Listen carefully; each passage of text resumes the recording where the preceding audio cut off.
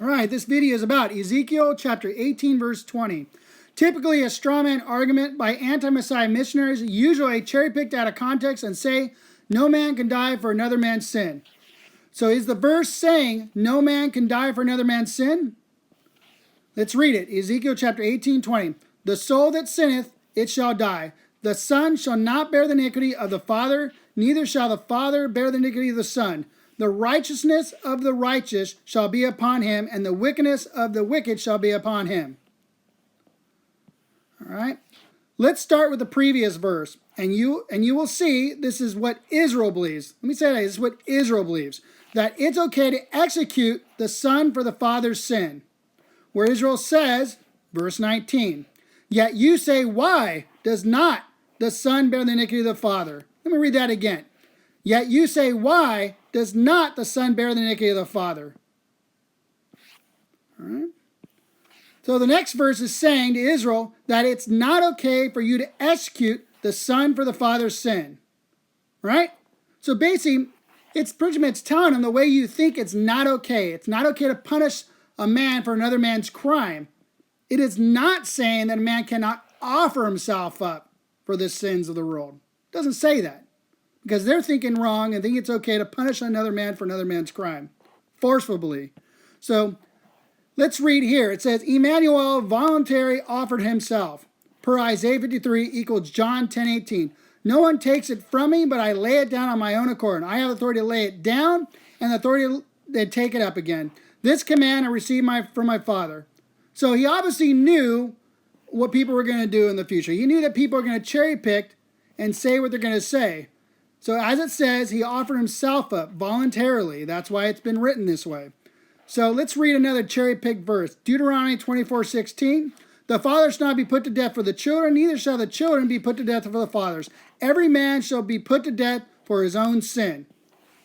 So you shall not put to death, execute anybody for another man's crime, right? So that's what it's talking about. It does not say that somebody cannot offer himself up for another man's sin. All right? So, let's read here. Amaziah did what was right in the eyes of Yahuwah concerning, let's read it, 2 Kings 14:3, and he did which was right in the sight of Yahuwah, yet not like David his father, he did according to all the things that Joash his father did. Let's read 14:6. But the children of the murderers he did not execute. Let me say that again. But the children of the murderers he did not execute, according to what is written in the book of the law of Moses, in which Yahuwah commanded, saying, fathers shall not be put to death for the children, nor shall the children be put to death for the fathers, but a person shall be put to death for his own sin. I put here, it says the same thing in 2 Chronicles 25:1-4.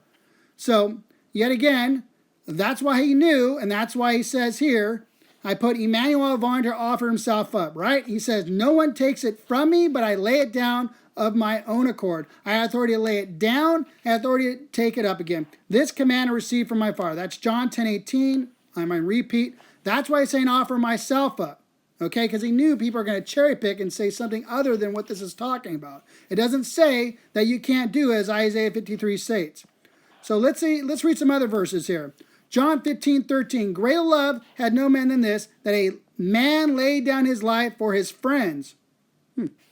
1 John 3:16, by this we know what love is. Yahushua laid down his life for us, and we ought to lay down our lives for our brothers.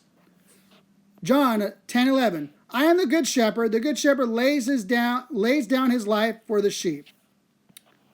So I have Isaiah 52:3, for thus says Yahuwah, you have sold yourselves for nothing, and you shall be redeemed not with silver. 1 Peter 1:18. For as much as ye know that you were not redeemed with corruptible things as silver and gold from your vain conversation received by your traditions from your fathers.